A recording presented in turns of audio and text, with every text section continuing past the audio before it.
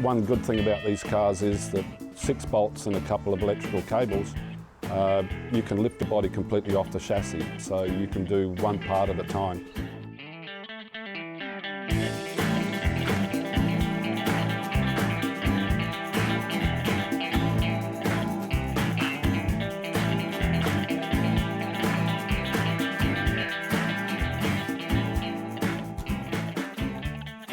Robert's car had the chassis completely stripped back and powder coated. All new suspension components were fitted, and whatever needed to be replaced on the car was replaced. As they had 3 cars in the workshop at once, and as this vehicle was to be Robert's daily driver, he chose to use the best parts from the 3. And considering this Datsun Roadster has been on the road for 15 years since its restoration, it's a credit to the work done to see it still looking so good. The Datsun 2000 Sports has a 5-speed gearbox, a 2-litre 150 horsepower engine, and will happily cruise all day at 100 miles an hour. Reliability was also a selling point. Originally designed to compete in the American Sports Car Championship in a 12-hour Sebring race in Florida, the 2000 Sports was built to endure long-form racing conditions. This racing pedigree has withstood the test of time, and these little Datsun Roadsters are famous for their up and go, while other roadsters of the same era are often breaking down.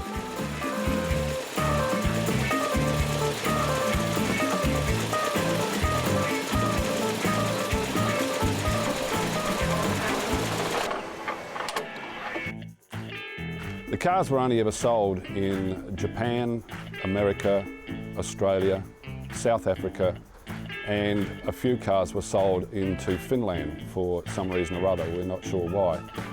But there are about 30-odd thousand sold in the States, 2,500 sold in Australia. And these days, very, very hard to come by good examples. Most cars in the 70s were thrashed pretty hard by young guys because they were cheap to buy. They went quick, so people bought them, crashed them, and now most examples that you buy have been rebuilt a few times, and they're full of plastic. So it's very hard to come by a very good car.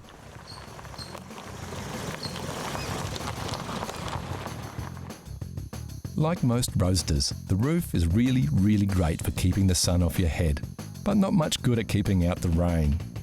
It's believed the best way to keep dry in a Fairlady is to drive faster, a notion rarely complained about by their owners. What they did offer the new car buyer, though, was great design and performance inside and out. For starters, the car had a top speed in excess of 200 kilometres per hour, or just over 125 miles an hour. Pretty quick for its day, and much faster than the British roadsters it was competing against.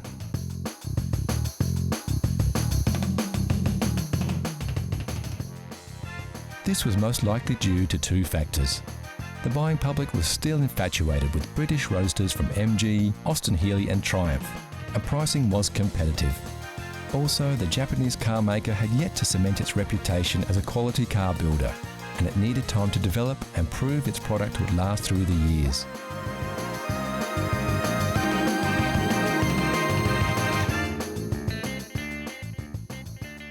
We all have to agree though, this little Japanese roadster sure looks the part now. And as far as classics go, they can be had for a song if you're happy to do some work on them. Although a fully restored one like this beauty will set you back as much as a new car today. And what's the best thing about driving a car like this one? I really enjoy it. It'll be one of the last things I do before I die, I'm sure, is to drive one of these cars. And I'm sure if you had one, or if you can get a chance to drive one, you'll really enjoy it.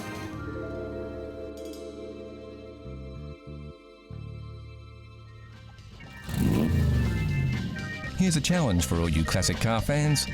Know Your Chrome gives you a peek at some close-ups of classic chrome. Look at the shapes. Do you recognise the lines? Can you tell which car sports this shiny styling? It's too early for clues, but we can tell you it's a car, it's a classic, and it's very, very cool. Look closely, and we'll give you more hints later in the show. Next on CC, the Classic Car Show. A barn find that's made it back on the road. A Porsche great of tomorrow, and a groundbreaking US classic.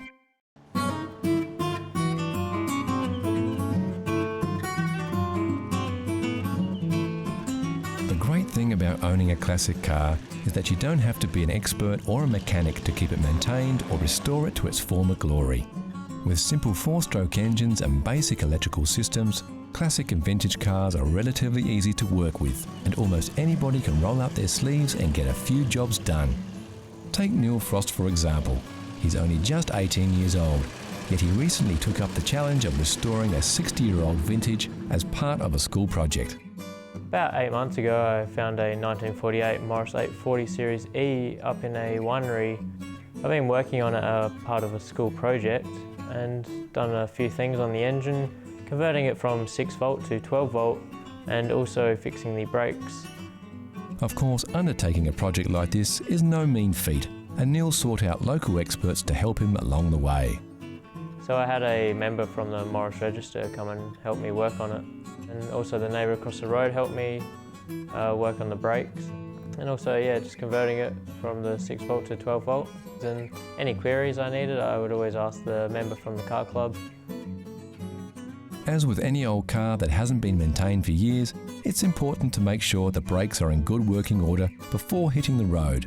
So this was one of the first jobs that Neil tackled. The first job I did on the car was removing the brakes. That meant taking off the brake drum, the brake shoes and the wheel cylinders, and then I took them to a place where they were reconditioned, and then when they came back I put them all back on. When Neil first bought the car, it had a 6-volt battery, which are very hard to find.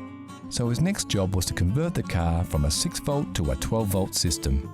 The headlights and indicators also needed replacing, as well as other parts like the fuel pump and the volt regulator. As we can see, the upholstery on this car does need a bit of work, and Neil plans to do a course with the local car club where he can learn the skills to repair the wear and tear on the vehicle's seats and panels. There's a few members in the car club that have done the course and have been willing to teach me, so at some stage I would like to learn to reupholster the seats. One of the reasons Neil chose to work on a Morris 8 was that, although the car was built in 1948, it's still relatively easy to find spare parts. Luckily, many of the parts on this vehicle are the same as those found on its successor, the incredibly common Morris Minor. Parts are generally inexpensive and easy to find on the internet, so it's a good car to work on as a beginner. Yeah, it's a good car for a beginner to work on. They're very simple, not too complex. The modern cars like today are there's wires everywhere and they're very hard to sort of get your hands in, where these are just straightforward. You've got the engine, wheels, it's pretty much what a car is. One day Neil plans to spend some time on the bodywork by removing an odd dent and even giving the whole car a respray.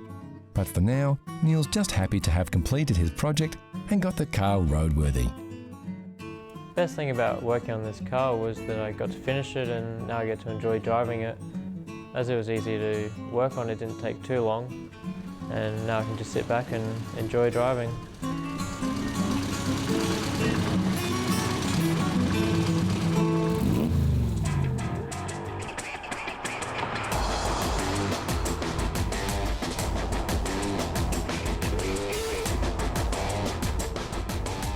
What you are looking at here is a classic of tomorrow.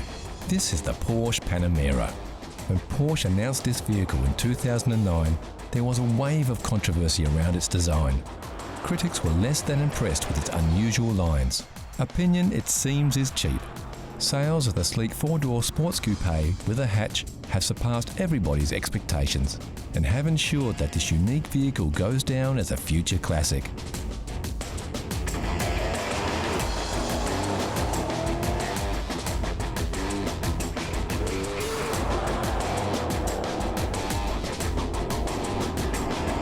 So why is a 4-door hatch so popular? Well, it's a Porsche for a start, and when it comes to aspirational purchases, Porsches are often at the top of the list. Then of course there is the sell factor. The key, we think, to this sports car success is its practicality. We are guessing most Porsche buyers are males over 40. Therefore they often have wives and kids. So what kind of sports car can a family man really buy without looking selfish? Here it is, the Porsche Panamera, today's classic of tomorrow.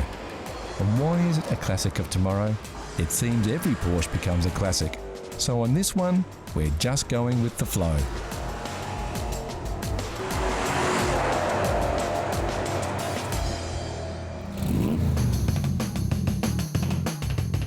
we're looking at here is a Lamborghini Miura, one of only 300 or so left in the world. Credited as being the first commercial mid-engine sports car, only 764 Miuras were built between 1966 and 1972. Miura was an important design step for the Italian car maker. While company founder Ferruccio Lamborghini wanted the company to create powerful sedate touring cars, three engineers, Gianpiero Dallara, Paolo Stanzani and Bob Wallace, developed the prototype in their own time. It went on to be a hit in the 1966 Geneva Motor Show, and body stylist Marcello Gandini got most of the credit. The Miura was a vehicle firmly placed between decades. Classic 60s styling combined with some 70s experimentation. This resulted in a car that was truly unique. Some consider the pop-up headlights to be a fad of the time, but in actual fact were a necessity. For the car to be legal in some countries like the USA, which had regulations on minimum headlight height, rather than restyle the body, the headlamps would raise up via small electric motors.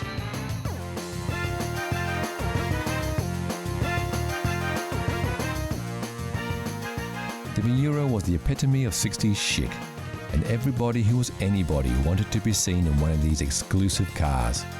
Frank Sinatra drove a Miura in the late 60s, as did UK model Twiggy.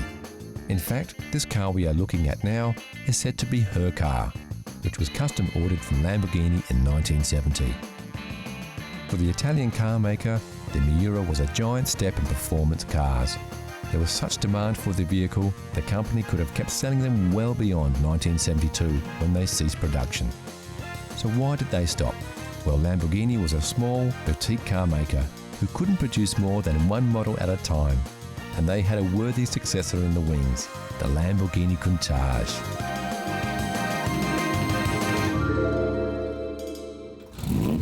So how well did you go with your first peek?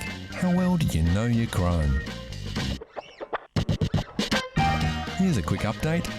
Did you guess it right away, or are you still pondering? Take a look at these shots. We're showing you a little more of the car here, so you should be able to pick it. The answer is coming soon.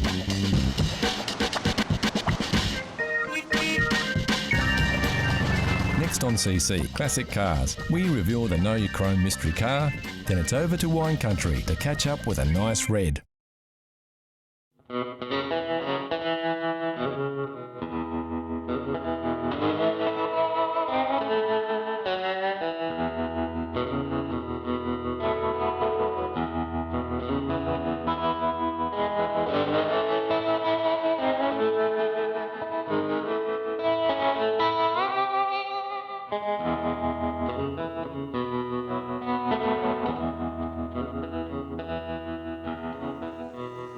Some cars seem to be locked into a time, even though they span several decades. When most people look at the lines and designs of this classic American sports car that seems to ooze more muscle than hustle, they think 1980s. Surprisingly, this incredible example of a Corvette Stingray was built in 1968. This just goes to show how far ahead the design of this car really was. It's common for a name to travel over decades of car manufacturing, but rare for the car to go relatively unchanged. The body styling on this model continued for 15 years, longer than in any other Corvette. What makes the 68 Corvette unique, it's the start of a new model, new year. It started what they call the Coke bottle shape.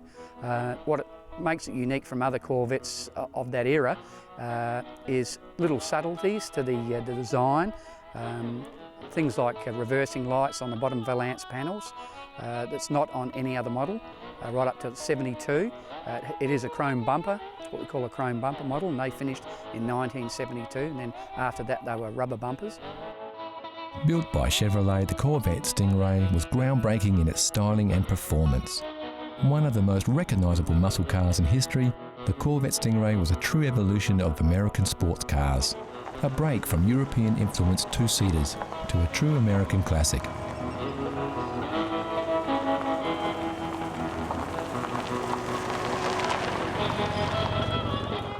So how does this car differ to many others of its time? First of all, for a car built in the USA, the Corvette from day one had a unique body construction. Those styled fenders, low lip and smooth lines are crafted from fiberglass, even as they were in the 1950s model. Many people don't realise that the Corvette Stingray has always been a fiberglass-bodied car, hence its stunning power to weight ratio. Part of the reason the stylists of the Corvette were so far ahead of their time was that they were not constrained by the steel construction limitations of their peers. The organic lines and free curves are pure imagination.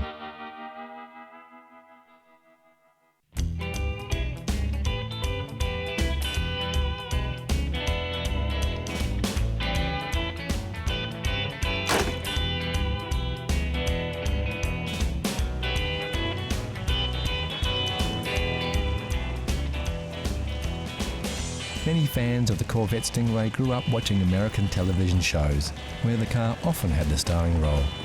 This has helped fuel the passion for the muscle car across the globe. Fans of the car love its beautiful shape, clean and flowing lines, and no matter what angle you look at it, it's a lovely car. This is most likely a deciding factor in the design's longevity. This particular Corvette Stingray is quite unique. You would be hard-pressed to find an original car. That is to say, all the parts on this car are as they were from the factory. Sure, it's been restored, but it's as stock as the day it rolled out of the showroom. Some purists may note that the steering wheel is not original for this car. Well, Gary has this restored, but is reluctant to use it day to day. And how much would a car like this cost? Well, when they rolled off the factory floor in 1968, the manufacturer's retail price was around $6,000, which equates to about $36,000 now, or about £22,000.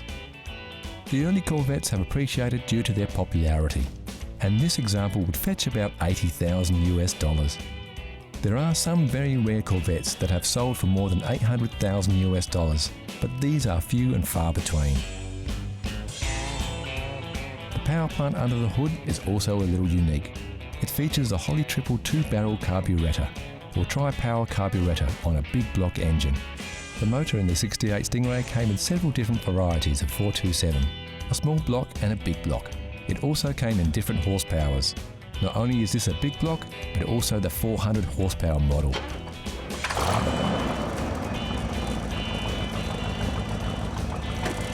There is no question, the American muscle cars were in a style class all of their own. While the European car makers were staying small and sleek, the muscle cars were all about looks and a powerful performance. And when you put that much power in a relatively light vehicle, something has to give. What's the car like to drive? I mean, it's very basic. It is a 1968, so the technology's not there like a new car. But it's like sitting, once you're in there, it's like sitting in a cockpit of an aeroplane. You're very low down, and the bonnet is very, very long. So it takes a bit of getting used to see over the front. In a straight line, it's magnificent. Out in the open road with the top down, it's a lovely free feeling. It's not that terrific when you come to cornering. It's not a good cornering car. The back end tends to want to swish out or sway out a bit if you give it a bit of gas. But out on the open road, as long as you're going straight, it's a beautiful car to drive. It's not every day you see a car over 40 years old rolling out of a winery and feel the twinge in your neck as your head turns just a little too far. It's cars like the Corvette Stingray that help keep the passion for classic cars alive.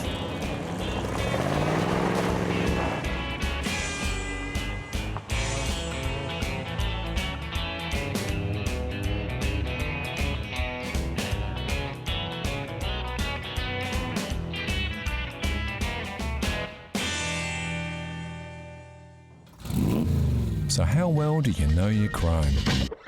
If you said it was a 1976 Porsche 911 Carrera 3, you'd be right. The classic 911 shape has held true for decades, starting way back in 1963.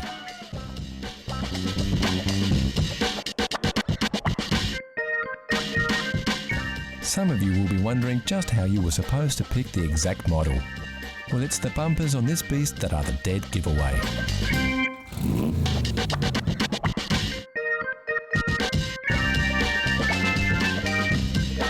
It seems we are surrounded by classic cars. We can't believe how many classic cars are still on the road, but we do know why. Classic cars hold special places in the hearts of so many. Memories of visits to the beach as a child, buying your first car, or getting into the seat next to Grandad as he warmed up the engine of his old clunker.